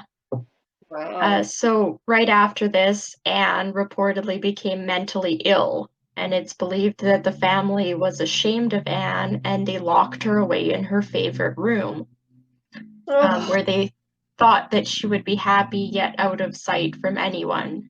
This room was called the tapestry room. What is wrong with people? I have an aunt named Anne. She's a wonderful lady. No one should shut anyone up in a tower ever, especially Right? loved people. What the Yeah. fuck? So apparently, while she was in the tapestry room, she refused to like eat or drink anything, and she sat with her knees like just pulled up under her chin. Yeah, hunger So strike. yeah, Like, so she would sit there in the tapestry room, just looking across the room into a window, that would look across to the sea, and that's where the Dunmore East is today. The Dunmore East Sea, I guess. Reportedly awaiting for the mysterious stranger to return. oh really? And yeah, so she died actually in the tapestry room in 1775 at the age of only 31, and she Oh died less God. than a year after the visit from the mysterious man. What? That Yeah, one's confusing. So well, we're Mystery not Man done was yet. okay, and then she like she basically died of unexplained causes. Is that right? Yeah, they don't really. Well, there's Hmm. one version that explains how she died. Weird. So it said that when she died, they couldn't even like straighten her body and that her muscles had seized and like atrophied, and she had to be buried in the same sitting position in which she had died, with her knees pulled up under her chin. Aww. Oh, Yeah. And dear. Ah. servants and family members reported seeing her ghost wander the house at night. So Oh. that's one version of what happened. Yeah. The more likely version, however, is that Lady Anne fell in love with the mysterious stranger from the ship and was left heartbroken when her father refused them permission to marry. Isn't that So, always a damn story? Ariel, yeah. everybody. God damn it. Yeah. So, actually, during a renovation of the house, like many, many years later, the skeleton of an infant was discovered in the walls of the billiards room. Oh, And it's believed that the real story could be that Anne was pregnant out of wedlock from this stranger, and she was shut away in the tapestry room while she was pregnant until she had the baby. And then, unfortunately, that she died during childbirth along with the baby. jeez. So that would have made sense, her dying less than a year after his visit, if she had become pregnant. For her absence. Yeah, Yeah. yeah, I get it. Like it does seem like kind of a viable theory. It's just like, oh, really? Yeah. You're like, Neither one is good. huh. I'm like, either So, one, I don't want to believe that. Sounds like I had so much more faith in her. yeah. Yeah. So there were supernatural encounters starting in as early as 1790. So Ooh. 20 years or 13 years after her death, with a Okay. gentleman being invited to the hall as part of a hunting party, but he arrived late, and the only room available was the tapestry room. Ooh. So yeah, so this is kind of like different tellings. It's all virtually the same thing, but multiple different people have experienced it. Okay. So after extinguishing the candle, he got into bed. Something heavy landed on the bed and was growling like a dog. The Ew. curtains, yeah, the curtains were torn back and the sheets were removed from under him, like ripped out from under him. He apparently thought it was a prank by somebody staying in the house, so he quickly rolled over and relit the candle and tried searching the room, but he found no one and nothing, and the room was still actually locked from the inside. Ew. Yeah. So Um, he just heard a noise. He never found any other evidence. yeah, and the room was still locked from when he had locked it when he got inside. Ugh, I don't like it. No, right? Gross. So another man staying in the tapestry room woke up the whole house reportedly when he was screaming during the night. And this gentleman was named Mr. Shannon. So he too had put his candle out, and as soon as his candle had been extinguished, I don't quite know how this is possible, but the curtains rattled. Um, Oh, okay. the curtains Sure. were rattled and were torn from the window. A tall, ghostly lady dressed in stiff clothes um, stood by his bedside. So Oh, by the time the family like heard his screams and came running and found him, he was found like cowering in a corner in the hallway, having run and okay. escaped from the room.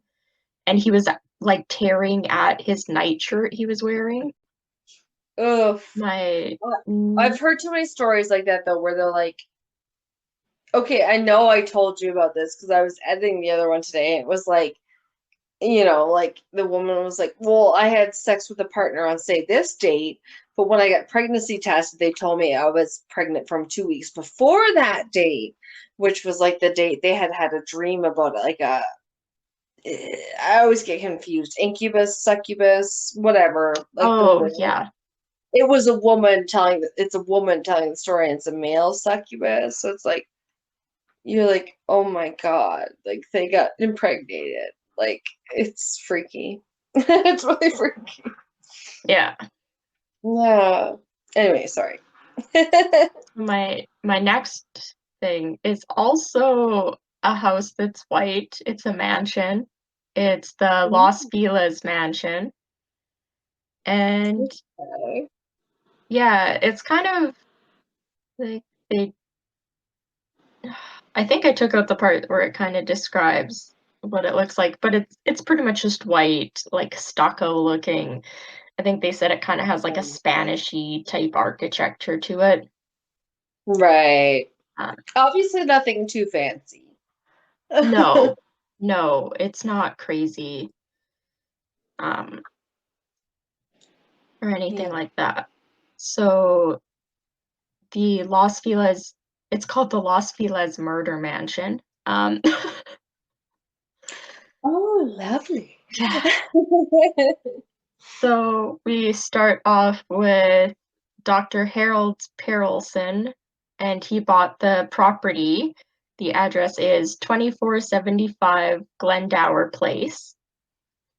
And just in case we wanted to know, uh, he bought it for himself, his wife Lillian, and their 3 children, who were Judy, Joel, and Debbie. Oh. Yeah. It has a huge ballroom, 4 master bedrooms, and even includes a servant's quarters. Yeah, pretty Wow. crazy. Yeah. So the Mm-hmm. family's wealth and luck kind of ran out when Harold's relationship with his business partner, Edward Shustak, fell apart. Years earlier, Shustak had offered to turn Harold's design for a new experimental medical device into a market-ready product. Um, so Harold had invented a device that would outfit a syringe to inject substances from small glass capsules, which make the injection safer and less prone to contamination. So I'm sure that's probably just a variation of like the glass vials we use now. Hmm. Yeah. Interesting. I don't So know. yeah. After working together for 11 years, Shostak allegedly tried to steal the design and cut Harold out of the deal. And what followed was over 2 years of legal disputes, with Harold demanding $100,000 in damages, which would be nearly $1 million today. Oh my Lord. Yeah. I So, really need this much. That's what you've cost me. Oh, okay. You sure you could have made that much money? right? So Yeah. the legal fees for the case, as well as Perelson's previous investments in the development of the device, had pretty much eaten away at all of the family's finances. They were pretty much dirt poor. Oh Um, no. yeah, and in a twist, Harold was only awarded about $24,000 out of the $100,000 damages that he was expecting. Um, Okay. so after that, the Perelson children were involved in a car accident while 16-year-old Judy was driving. Um, Hmm. Harold went to court to seek damages against the driver, who I assume was suspected of being at fault, with Judy being not at fault for the accident. Um, Still, yeah. I don't know. Once again, he only received enough to cover the children's medical treatment, not the $50,000 that he was after. Ugh. Um, yeah. So he's tried suing twice for like large amounts and got very little. And again, they have like no money, even though he's a doctor. Oh, God damn it. Yeah. Oh, my God. So Harold had experienced a number of coronaries. Oh my god. Yeah, so a bunch of heart attacks. And they were later revealed to be the result of several failed suicide attempts with extremely powerful drugs. Um, Wow. yeah. When Lillian discovered this, his wife, she considered committing Harold to a institution for the mentally ill. Wow. So this brings us to why the house is haunted. A few years after moving in, at 5 a.m. on December 6th, 1959, Dr. Perelson bludgeoned his sleeping wife to death with a ball-peen hammer. Oh, nice. He, yeah, he hit her so hard it left an inch-wide hole in her skull, Oh, but she didn't die instantly. She instead died pretty much choking or asphyxiating on her blood. oh my god. Yeah, What is he wrong with people? right? He then attacked the oldest child, Judy, in her room. She Oh, woke when she was hit the first time, and she saw her father standing over her with a hammer. And her father reportedly told her to lie still and keep quiet, but her screaming woke up her other sleeping siblings. oh, And her, no. I know, this is like awful. Anyway. So her little sister Debbie came into the room and saw her father, and her father told her to go back to sleep and that this was all a nightmare. Oh Um, my. the younger children like didn't believe him, so they ended up escaping out of the house unharmed, and Judy ended up also getting away and managed to avoid serious injury and ran to a neighbor's house, pretty much where they called the cops. Okay. So Harl decided that because his family had escaped, his wife was dead, he went to the bathroom and mixed a large amount of Nembutal, a powerful barbiturate, with water, and then swallowed 31 tranquilizer pills. Oh my Um, god. yeah, by the time the police arrived on the scene and entered the house, Dr. Harold Perelson was dead, and the hammer was still clutched in his hand. What the fuck? Right? That's The crazy. 3 children moved out of the house and relocated. The house was put up for sale and it was won in an auction by a local couple. And this is the part where the house is really creepy to me, mostly because what this couple decided to do with it. Um, Okay. so the couple decided to use the house as a storage site and didn't move in. They just moved some of their stuff in, but Yeah. in them not moving in, they decided to leave everything of the Perelsons family exactly where it was, Oh which is no. so Shouldn't do that. creepy. And they left it that way for decades. Ooh. So the inside of the house, even though they use it as a storage site, reportedly remains untouched since the night of the attack, with dust accumulating on the family's everyday objects. Um, Ew. I tried to find pictures of it, but I did find some pictures, but it wasn't exactly. But there, because it was leading up to Christmas, there was reportedly like a tree set up for like decades with the children's like Christmas gifts under it. Um, all I Wow. could find were Christmas gifts on like a couch or something, I think, or a table. I couldn't find the Christmas tree. Oh. Um, and the 1950s decor and objects are just strewn everywhere. So like you can see like the newspaper they were reading, their dishes from like their meal are still out. Like it's fucking creepy. It's so creepy. Ew. Um, because of it being untouched, and just used as a storage unit, pretty much with nobody living there, the house has suffered a bunch of vandalism, dozens of break-ins, and some rooms have been looted and damaged due to people just breaking in so they can take keepsakes from the crime scene. Yeah. I And can see that. structural decay has also greatly affected the house. Oh, that's sad though. Yeah. So the story of Harold Perelson and the Los Feliz Murder House, this was a quote, can be summed up in a passage from his copy of Dante's Divine Comedy, which is left open on Perelson's nightstand on the night he murdered his wife and then took his own life. So it still like remains on the nightstand, open to this page. Ew. Yeah. Midway upon the journey of our life, I found myself within a dark forest, where the straightforward path has been lost.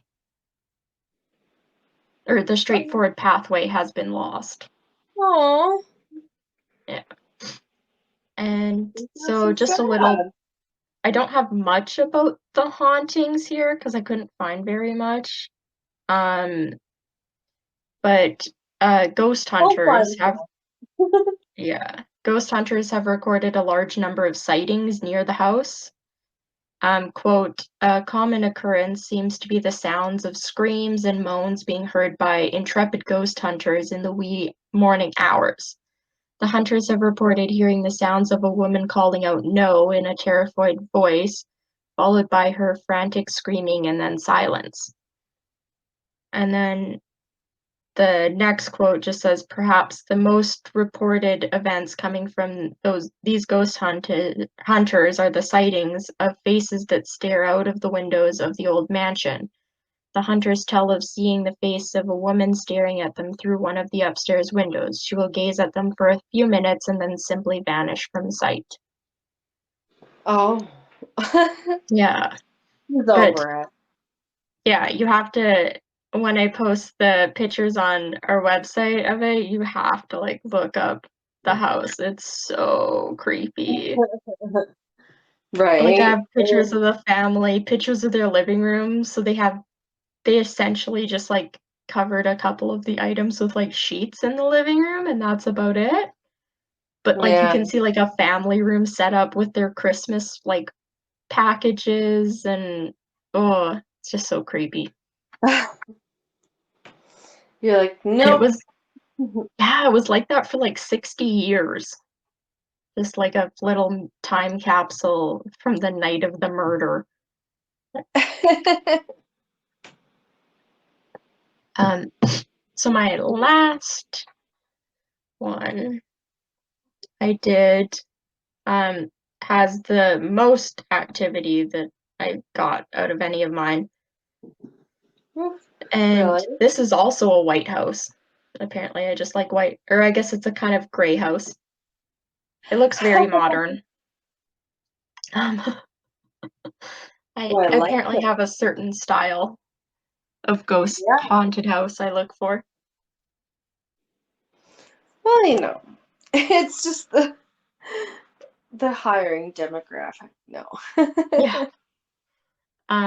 So this is called the Whispers Estate. Ooh. Yeah. You can probably Whisper. guess exactly what it's known for, um, haunting I wise. remember he was bad in Sense8. He was so bad. Yeah, he's known for whispering. This house is also known for whispering in your ear. Yeah. So, by the earliest records, actually like two of these kind of are interesting. So my two cases that have the most details both took place in the houses of doctors and both have something to do with Christmas. So Oh. unintentionally. What? Yeah. Oh my God, Yeah. I'm so lost. I mean, yeah, I guess. Um, yeah, just a brief mention of Christmas and both of them. Um, so the Whispers estate, by earliest records, was built in 1894 by Dr. George and Sarah White. Oh. Yeah, but the people we care about are Dr. John and Jesse Gibbons, who purchased the estate in, it's kind of conflicting, either 1899 or 1901. Okay. And the couple reportedly adopted like orphan children that were like abandoned. Um, Aww. yeah, so very sweet couple. One of the orphans that they adopted was a 10-year-old girl named Rachel, who they took in after after her dad had died in a carriage accident, kind of in the front of the estate. So I assume they were probably riding in a carriage past the estate and there was an accident and he died. In 1912, Rachel started a fire in the front parlor at Christmas time after knocking over a candle while trying to peek at her presents for Christmas, and she was badly burned. So that's always awful. I hate anything to do with burning and fire. 2 days later, she died in one of the upstairs bedrooms. Oh. Yeah, so that's unfortunate. Sad. It said that Dr. Gibbons administered an overdose of morphine. This I couldn't, it was mentioned multiple times. I don't really believe it's true or not. I think maybe it's possible it was an accidental overdose. Um, Oh. but Okay. Yeah, yeah, sure. some things say that it was an overdose of morphine because he viewed her as damaged goods and he didn't want her ruining his reputation. Oh. Yeah. Maybe. So for as far as like haunting wise, you can hear and see Rachel running around the house, which is creepy. Yeah. And a 10-month-old infant named Elizabeth died in the master bedroom of unknown causes. I'm not sure when this was. I don't think she was part of the Gibbons family. I think it was one of the owners after that. Oh. And so the scent of baby powder lingers in the air, and you can sometimes hear her crying. Oh. Um, Dr. John's wife, Jessie Gibbons, died in 1933 in the same master bedroom that Rachel died in, but she died of double pneumonia. Double pneumonia. I'm just kidding. Pneumonia. People report waking up to labored breathing and the sounds of coughing, or even feeling like someone is sitting on their chest. Oh. Yeah, Not fun. no, that'd be awful. Um, so it's documented that Helen, um, who actually is the only documented adopted daughter of the Gibbons couple. So they adopted another daughter named Helen, and she tried to have Dr. John committed to an insane asylum. Okay. And it said that Dr. John was a pervert and was inappropriately touching some of his female patients. And he was Ew. also known to do like gruesome abortions on his patients. Ew. Yeah. So like how the house was set up, he had like a room that he had like his practice in the house. So he would see patients in the house, kind of in a separate area, but still attached. Ew. Yeah.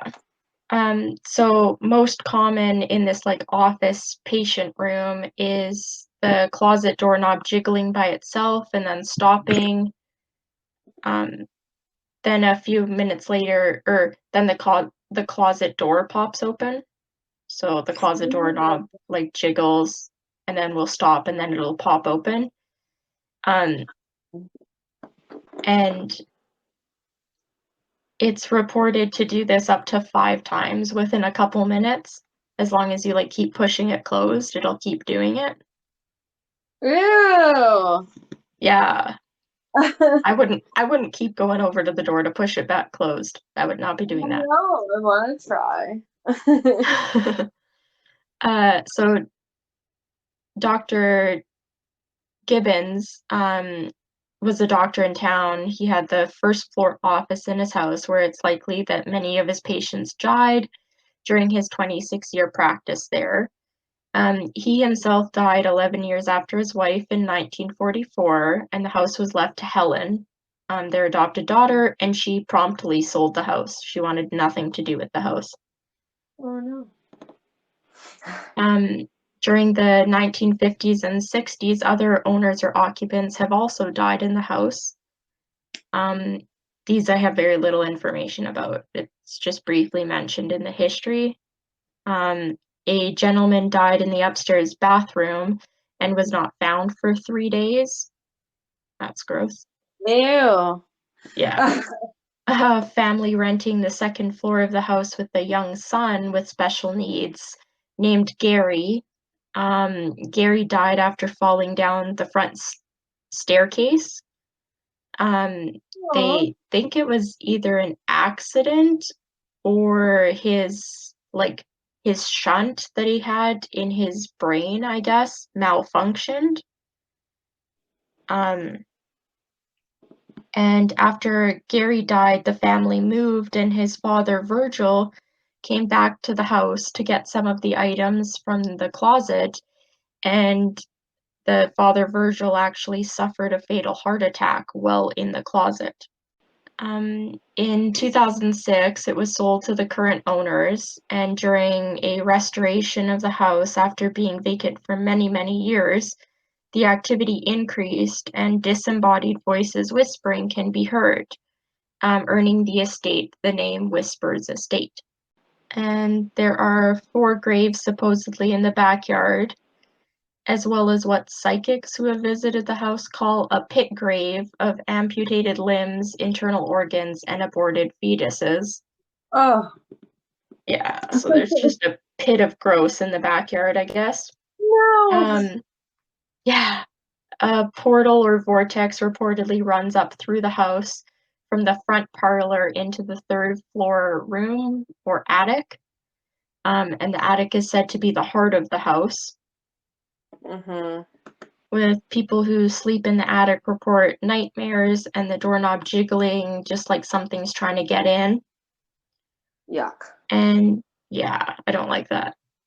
People report a shadow called Big Black, which they say is not of this world, and it's most often seen in the doctor's rooms, so like in his office and patient rooms. Yeah. Earthquake-like tremors have been reported in the doctor's bathroom, and young women report hearing Dr. Gibbons whispering in their ears or trying to grab and grope at them. Oh. Yeah, that would be gross. And the beds and couches apparently like visibly shake and like move up and down, even when people are sitting on them, which that's straight out of like many horror movies. Yuckers. Yeah. Yeah. I don't like it. Yeah. So a quick little rundown. This is some stuff I've already mentioned, but I found a thing that like has everything in really nice like bullet points, so I'll just quickly run through it. Okay. So in the parlor, for haunting wise, they say there's dolls on the piano, which usually bring about bad luck in threes if they're touched. People claim to be scratched, pushed, bitten. There's a mirror in the room that guests claim to see strange things in. A chandelier in the room has been known to shake violently. A piano has played twice on its own. And full-bodied human and non-human apparitions have been seen. Wow. In the doctor's waiting room, a big black shadow is seen, there's light anomalies, and women have been touched inappropriately. In the doctor's examination rooms, women have claimed to be touched inappropriately in a violent manner. A candle has been thrown violently, Vintage crutches have moved on their own. Guests claim to feel nauseous, taste blood in their mouth, and get migraines. In Jesse's room, the scent of rotting flesh and baby powder can be smelled. The closet door opens on its own. An entity named Gary, the child with special needs, supposedly stays in the closet in this room. He plays with the toy cars in the closet, and the guests claim to be touched, probably by Gary or Jesse or Rachel. Yeah, probably. In Rachel's room, there's 2 beach balls on the bed that move on their own, 2 dolls on the bed that make sounds, and they operate on their own without anyone touching them. There's pillows that get tied together by their strings, or get pulled off the pillows and spread around the floor. Yuck. And apparently, like, the hair from the doll can also be found, like, on the floor, so it gets, like, ripped out of the doll's head and sprinkled on the floor. Ew. Yeah.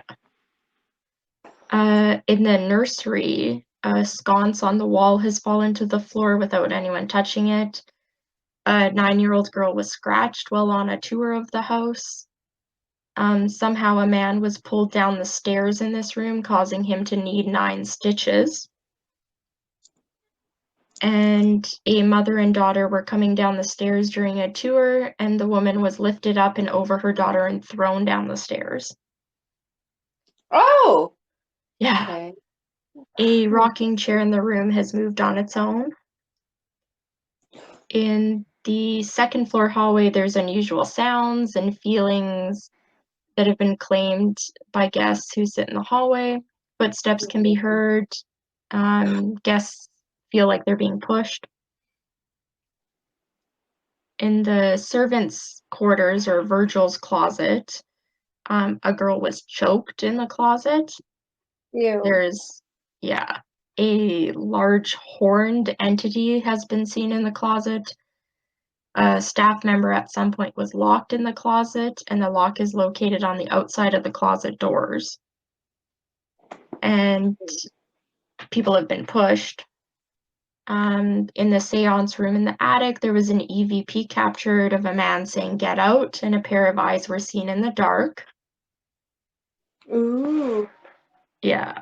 In the red room in the attic, there's nightmares, night terrors for people that sleep in the room, and guests have been bitten in the room by an unseen force. Ew. In the middle room in the attic, there's demonic voices and a pair of eyes that have been seen. And in the basement, guests claim to be touched, and a dark entity has been seen across from the chimney stack. And my last thing, on the website for the Whispers Mansion, I read their permission forms that you have to sign before you can take their tour. Oh, God. It's very thorough. It has a bunch of rules. But I just wanted to read my favorite rule, because it was the only one that wasn't, like, common sense, about, like, do not consume alcohol on our premises. Please wear closed-toed shoes so you do not trip. Stuff like that. This is rule number 9. It states that there are no chicken mutilations allowed, and in quote says goats maybe, but no chickens. And then in a new set of brackets, it says, "Don't ask," something about the owner saying a chicken might be his reincarnated uncle. Oh. And so that's what I wanted to leave that one on. And Fine. that's my segment about haunted houses. I love it. Thank you. And yeah, so hope you guys learned more. I learned lots about the Winchester house. Oh man, just a little. We dipped our toe in this episode. Yep, some more haunted things. Check us out next week for some Norway true crime. What? Yeah. No way. Yes way. We're gonna Norway. do it. All right, we'll catch you next week. Yeah, thanks for listening. Bye. Bye.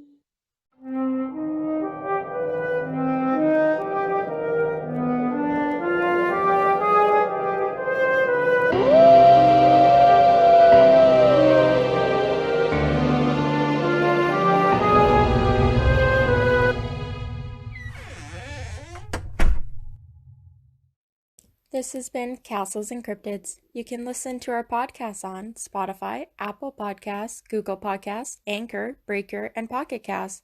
Our episodes are also uploaded to our YouTube channel. You can follow us on Instagram and Facebook. And don't forget to check out our Patreon page to view all of our tiers. Become a Patreon supporter today to unlock monthly bonus episodes and behind-the-scenes content. You can also take our poll and let us know what kind of bonus content you'd like to see in the future. On our website, you can listen to all of our episodes, as well as view pictures for each of our segments. Our music is by Kobe Off Air. Thanks for listening.